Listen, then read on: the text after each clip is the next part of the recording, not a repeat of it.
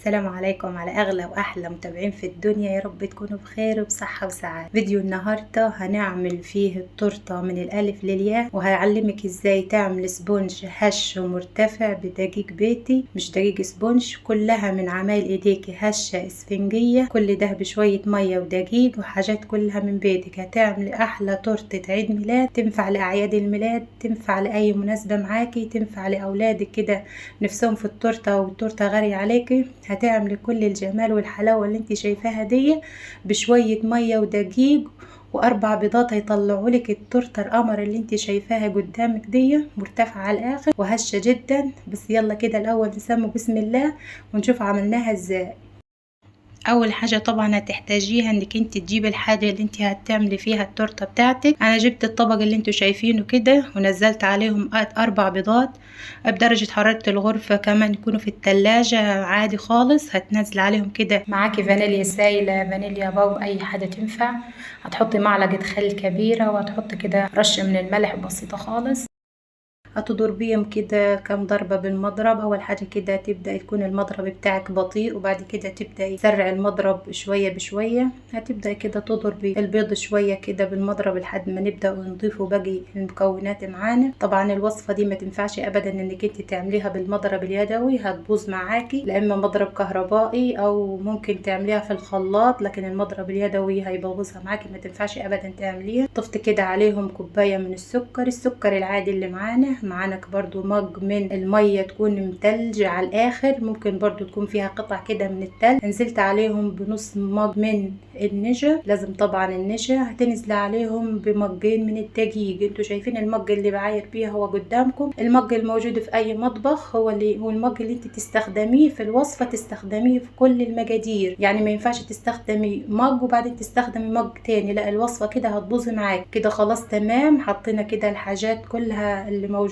معانا. هتبدأي تنزلي بمعلقة كبيرة من البيكنج باودر او الكيك شيف الموجود معاكي، حطيه، بس لازم برضو تحطي لها المكون ده، ما ينفعش ما تحطيش، ولا يخلي بقى معاكي التورته هشه ومرتفعه على الاخر. جل المخبوزات ده اللي انا حطيته لازم تحطيه، عشان هو اللي هيخلي معاكي التورته ترتفع. لو مش موجود ان شاء الله هبقى اعمل معاكم تورته من غير ما تحطي لها الجل ده، بس يعني لو موجود معاكي طبعا لازم تحطيه. كده خلاص حطينا المكونات كلها معانا.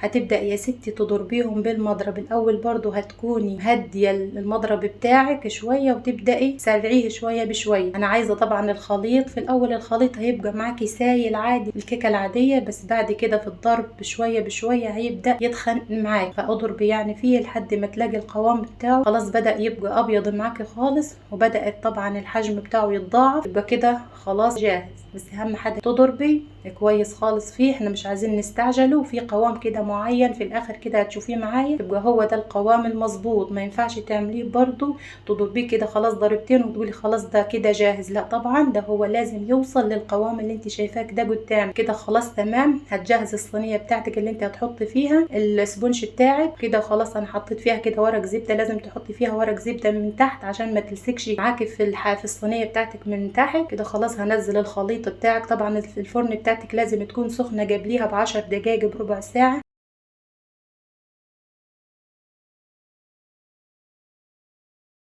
ظبطيها كده بالشكل اللي انتوا شايفينه كده بالظبط. وهتجيبي يا ستي خلة اسنان، المقطع ده بصراحة اتحذف من الفيديو، الفون فصل وما خدتش بالي، بس انت هتجيبي كده خلة اسنان وهتبدأي تساوي كده معاكي الخليط بتاعك عشان تطلع مساوية وتطلع زي العسل. هتقعد معاكي حوالي ساعة، ساعة الا ربع في الفرن، بس برضو تتابعيها. شغلي طبعا الفرن قبليها ب10 دقايق، هتدخليها على درجة حرارة 180. هتقعد معاكي 40 دقيقة، 45 دقيقة، واخر دقيقتين هتفتحي عليها الشواية عشان تاخد لون بسيط معاكي.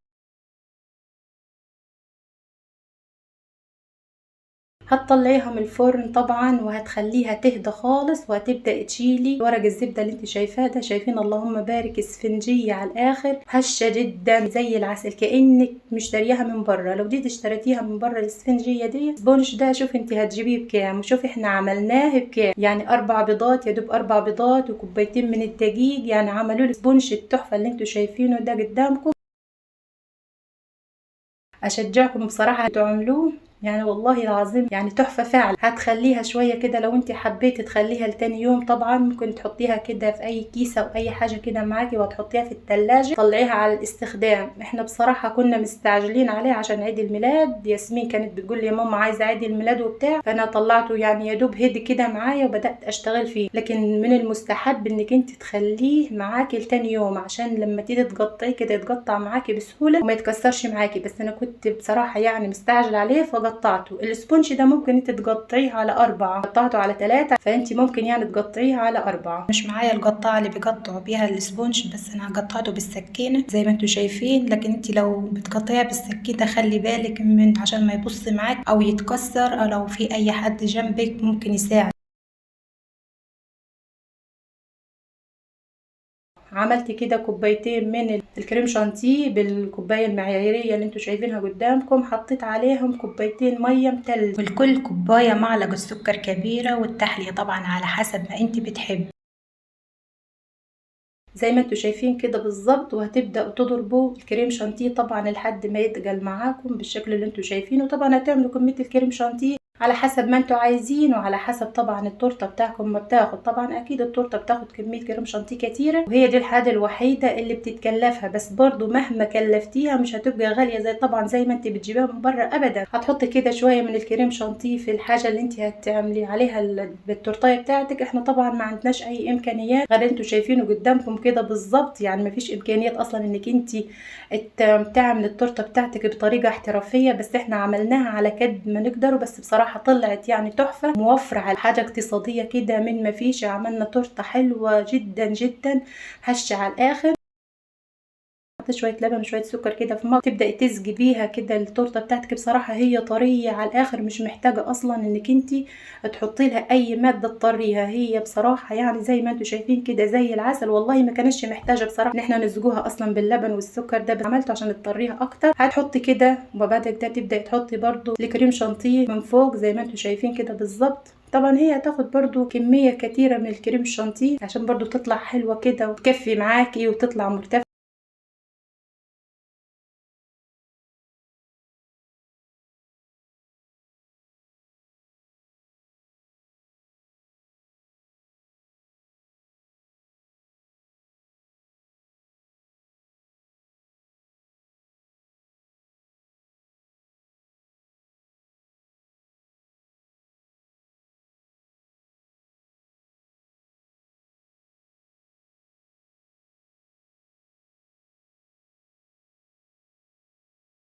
والغلا بصراحة والايام اللي احنا فيها دي بنحاول ان احنا بقدر المستطاع ان احنا نعمل الحاجة اللي توفر لنا فلوسنا، وكمان تبقى صحية وحاجة نظيفة كده انت عاملاها على ايدك.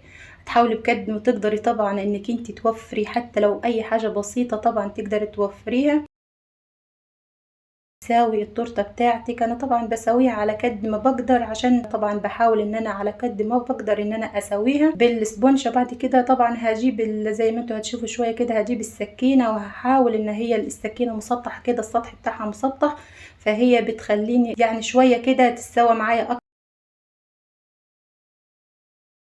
ابدا املى الفراغات دي كلها اللي في التورتايه بتاعتي بالشكل اللي انتوا شايفينه كده بالظبط اللي هتاخده. بس انك انتي بتحاولي تساوي التورتايه بتاعتك بالشكل اللي انتوا شايفينه كده عشان ما يبقاش فيها حته عاليه او حته واطيه او حته كده فيها كريم شانتيه كتير وحته ما فيهاش كريم شانتيه كتير. فانت بتحاولي انك انتي تملي الفراغات كلها اللي في التورته بتاعتك.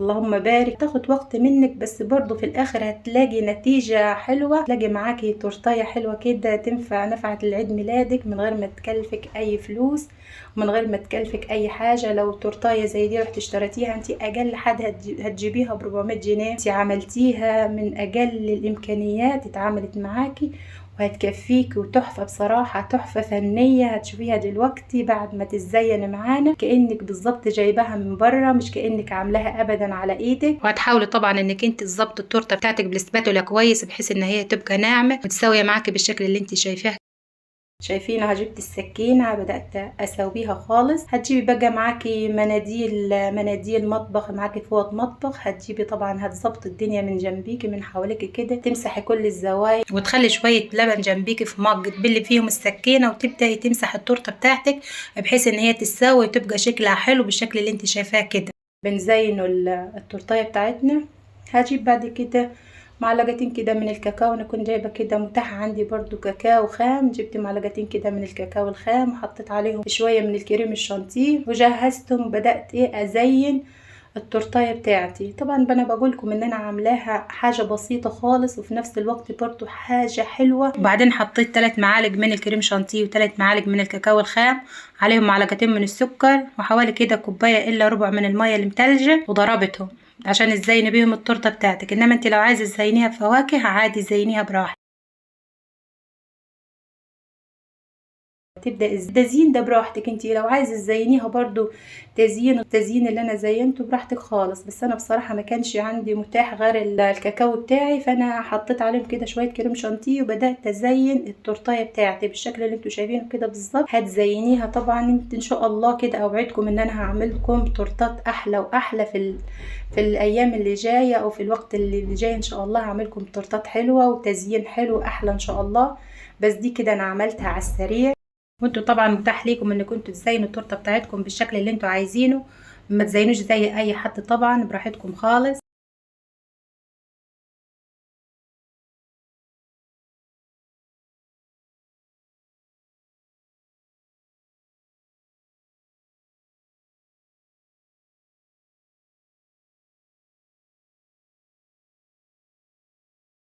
شايفين اللهم بارك، يعني بعد ما خلاص خلصت التورتايه بتاعتنا او خلاص اتظبطت خالص، شايفين اللهم بارك، يعني تورتايه كانك مشترياها من بره بالظبط.